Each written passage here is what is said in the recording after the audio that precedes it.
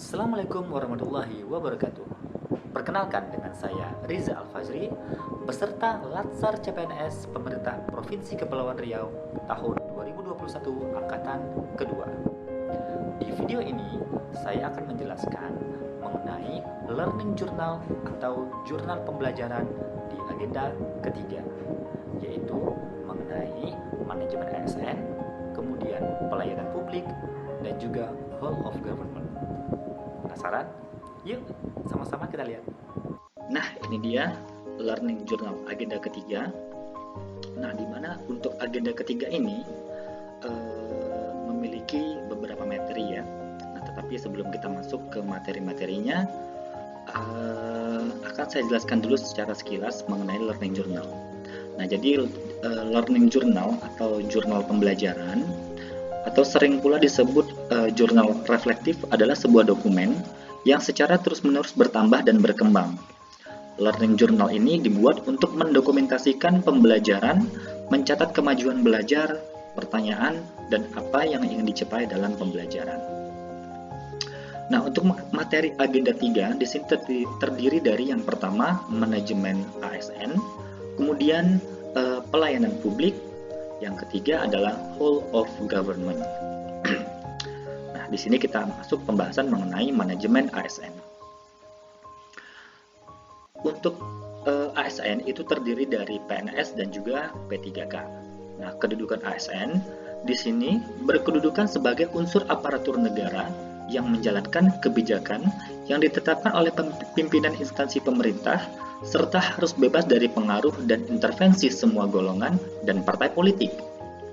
Nah, sementara untuk peran ASN di sini yaitu perencana, pelaksana, dan pengawas penyelenggaraan tugas umum pemerintahan dan pembangunan nasional melalui pelaksanaan kebijakan dan pelayanan publik yang profesional, bebas dari intervensi politik, serta bersih dari praktek korupsi, kolusi, dan juga nepotisme. Di sini ASN memiliki 3 tugas. Yang pertama adalah melaksanakan kebijakan yang dibuat oleh pejabat pembina kepegawaian sesuai dengan ketentuan peraturan perundang-undangan. Kemudian yang kedua, memberikan pelayanan publik yang profesional, berkualitas. Yang ketiga, mempererat persatuan dan kesatuan negara kesatuan Republik Indonesia. Di sini terdapat kewajiban ASN, yaitu salah satu diantaranya adalah menjaga persatuan dan kesatuan bangsa, melaksanakan kebijakan yang dirumuskan pejabat pemerintah yang berwenang, menaati ketentuan peraturan perundang-undangan, dan lain-lain. Di sini untuk ASN sendiri memiliki beberapa hak. Yang pertama adalah gaji, tunjangan, dan fasilitas. Yang kedua itu hak cuti. Kemudian yang ketiga jaminan pensiun dan jaminan hari tua. Yang keempat perlindungan. Yang kelima pengembangan kompetensi. Sementara untuk hak pegawai P3K di sini tidak mendapatkan fasilitas dan juga tidak mendapatkan jaminan pensiun dan jaminan hari tua. ASN tentunya memiliki kode etik. Dan di sini untuk fungsi kode etiknya adalah yang pertama sebagai pedoman, panduan birokrasi publik atau aparatur sipil negara dalam menjalankan tugas dan kewenangan agar tindakannya dinilai baik. Yang kedua, sebagai standar penilai sifat, perilaku, dan tindakan birokrasi publik atau aparatur sipil negara dalam menjalankan tugas dan kewenangannya. Dan yang ketiga, etika birokrasi penting sebagai panduan norma bagi aparat birokrasi dalam menjalankan tugas pelayanan pada masyarakat dan menempatkan kepentingan publik di atas kepentingan pribadi, kelompok, dan organisasinya.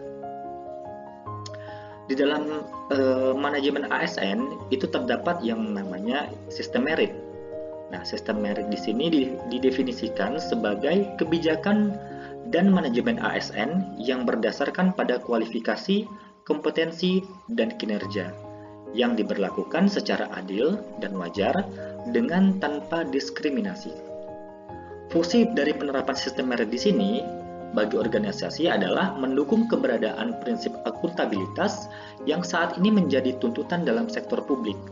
Sedangkan kalau bagi ASN sendiri, itu menjamin keadilan dan juga menyediakan ruang keterbukaan dalam menjalankan dalam perjalanan karir seorang pegawai. Sedangkan untuk prinsipnya yaitu keadilan dan kewajaran, objektivitas, dan berbasis kinerja. Komponen penyusunnya adalah penyusunan dan penetapan kebutuhan, kemudian penilaian kinerja, pengembangan kompetensi, promosi, mutasi, dan juga penghargaan.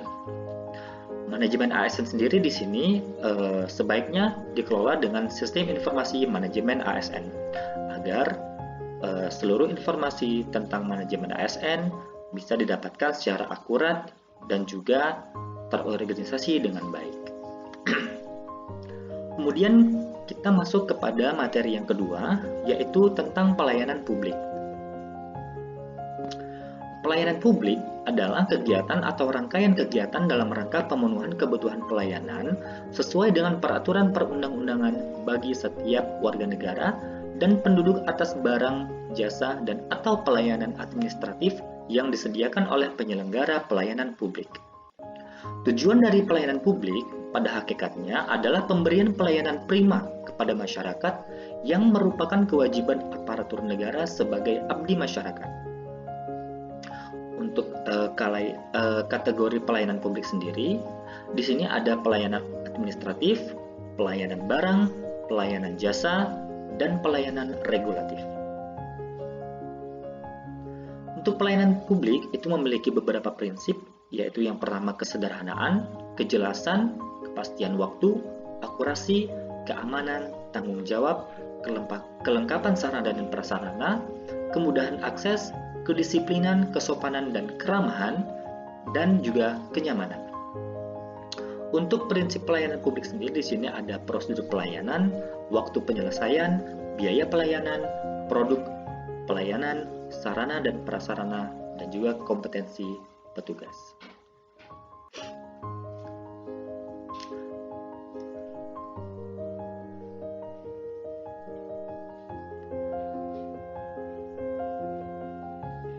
Lalu di sini kita sedikit memiliki kendala terhadap pelayanan prima, yaitu yang pertama kurangnya komitmen dari aparatur pelayanan, yang kedua kurangnya pemahaman tentang manajemen kualitas, yang ketiga ketidakmampuan merubah kultur dan perilaku, yang keempat kurang akuratnya perencanaan kualitas, yang kelima kurang efektifnya program pengembangan SDM, yang keenam sistem dan struktur kelembagaan tidak kondusif, yang ketujuh keterbatasan sumber-sumber, yang kedelapan lemahnya sistem insentif, yang kesembilan penerapan sistem manajemen kualitas belum efektif, yang kesepuluh berorientasi jangka pendek, yang ke-11 sistem informasi kinerja pelayanan belum dikembangkan, yang ke-12 lemahnya integritas aparatur, dan yang ke-13 berorientasi mempertahankan status quo. Nah, tetapi untuk pelayanan prima ini masih bisa kita tingkatkan dengan membangun kesadaran melayani bagi aparatur, membangun kesadaran masyarakat sebagai konsumen dengan membuka kesempatan yang seluas-luasnya kepada masyarakat, baik langsung maupun melalui media massa untuk menyampaikan saran dan atau pengaduan mengenai pelayanan masyarakat. Yang ketiga, memberikan reward dan punishment yang seimbang. Yang keempat, mengadakan kompetensi pelayanan untuk instansi yang memberikan pelayanan sejenis. Yang kelima, melaksanakan perbaikan mutu pelayanan publik dengan menciptakan standar pelayanan umum. Nah, langkah penyusunan pelayanan prima itu yang pertama dapat dilakukan dengan identifikasi masyarakat pengguna layanan, memahami kebutuhan masyarakat, identifikasi jenis-jenis layanan, tetapkan persyaratan suatu layanan, tetapkan standar-standar pelayanan, tetapkan jumlah dan kualifikasi SDM, tetapkan jenis dan jumlah peralatan, dan siapkan unit atau petugas penerima keluhan masyarakat. Nah, ini adalah beberapa komponen-komponen dalam pelayanan prima, yaitu orientasi perilaku pelayanan prima, kemudian karakteristik aparatur profesional, dan juga langkah-langkah penyusunan pelayanan prima. Pada dasarnya, pelayanan prima itu diciptakan agar pelayanan publik dapat berjalan secara maksimal, pelayanan publik berjalan sebagaimana mestinya, dan juga masyarakat yang dilayani akan merasakan dampak yang sangat luar biasa. Prinsip pengembangan profesionalisme administrasi layanan publik. Yang pertama adalah meningkatkan kualitas pelayanan dengan biaya yang lebih efisien. Yang kedua, justifikasi didasarkan atas dasar pertimbangan yang objektif dan komprehensif. Yang ketiga, sejauh mungkin pelayanan publik diserahkan kepada sektor swasta jika memang lebih baik dan efisien. Dan yang ketiga, kita masuk kepada materi whole of government. Whole of government merupakan sebuah pendekatan yang mengintegrasikan upaya kolaboratif dari instansi pemerintah untuk menjadi kesatuan menuju tujuan bersama. Dan juga dikenal sebagai kolaborasi, kerjasama antar instansi, aktor pelayanan dalam menyelesaikan suatu masalah pelayanan.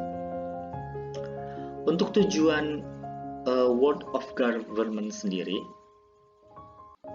itu adalah pada dasarnya sebuah pendekatan fungsi dalam ruang lingkup koordinasi yang lebih luas guna mencapai tujuan bersama dalam pembangunan kebijakan, manajemen program, dan pelayanan publik.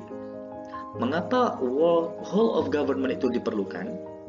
Yang pertama adalah dorongan publik untuk kinerja good governance, kemudian ego sentral atau siloisasi, perkembangan teknologi dan informasi, dan juga keberagaman. Nah, lalu bagaimana cara melaksanakan whole of government? Yang pertama adalah respon pemerintah terintegrasi, lalu menghilangkan sekat sektoral, kemudian kerjasama antar instansi pemerintah, lalu berkolaborasi, dan juga berkoordinasi, serta sinergitas. E-government dapat merupakan atau dapat sebagai pintu masuk whole of government dengan syarat di dalam e-government sendiri itu terdapat CIO atau Chief Information Officer, lalu juga interoperabilitas sektor publik, dan juga integrasi pelayanan online. Konsep WOG atau whole of government itu diperlukan dalam setiap sektor pembangunan. Nah, untuk menerapkan whole of government dalam cross-cutting issue itu dapat dilakukan dengan 3 cara, yaitu koordinasi, integrasi, dan juga kedekatan dan pelibatan. Untuk koordinasi sendiri terdiri atas penyertaan, dialog, dan joint planning. Integrasi itu terdiri atas joint working, joint venture, dan juga satelit. Kedekatan dan pelibatan terdiri atas aliansi strategis, union, dan juga merger. Whole of government itu salah satunya adalah menyelesaikan permasalahan pelayanan publik, di mana terdapat beberapa permasalahan, yaitu jenis pelayanan bagaikan hutan belantara, kemudian ego sektoral atau disebut juga dengan silo mentality, koordinasi yang tidak optimal dan disharmonisasi, akses yang terbatas, rendahnya partisipasi, tidak adanya mekanisme pengaduan, dan juga penyalahgunaan wewenang. Atau jika kita ambil benang merahnya, secara garis besar, permasalahannya terdapat pada inefisiensi, kemudian juga tumpang tindih, dan juga ego sektoral. Nah, yang dibutuhkan di sini adalah perubahan mindset, yaitu penguasa menjadi pelayan, wewenang menjadi peranan, dan jabatan adalah amanah yang harus dipertanggungjawabkan. Sehingga di sini kita bisa mengambil kata kunci dari whole of government, yaitu koordinasi atau integrasi, kemudian kolaborasi yaitu pelibatan, kemudian keterpaduan yaitu kesatuan, dan juga memiliki tujuan bersama atau interagency. Nah, ini adalah anatomi dari whole of government. Jadi di sini whole of government itu melingkupi pelayanan publik dan juga manajemen ASN. Karena whole of government itu adalah sebuah kesatuan dari pemerintahan. Dari pemaparan yang sudah kita saksikan bersama-sama, maka di sini kita dapat mengambil kesimpulan bahwa agenda 3 ini berisikan tentang pengetahuan mengenai dasar pemerintahan. Di mana di sini untuk manajemen ASN itu memberikan kita dasar bahwa seorang ASN itu harus selalu meningkatkan kompetensi dan juga bekerja berdasarkan prinsip akuntabilitas, yaitu dengan mengedepankan kualitas. Salah satu contohnya adalah di Kepulauan Riau sendiri sudah diterapkan dengan sistem informasi manajemen kinerja, di mana setiap kinerja ASN akan tercatat dalam aplikasi tersebut dan harus dapat dipertanggungjawabkan.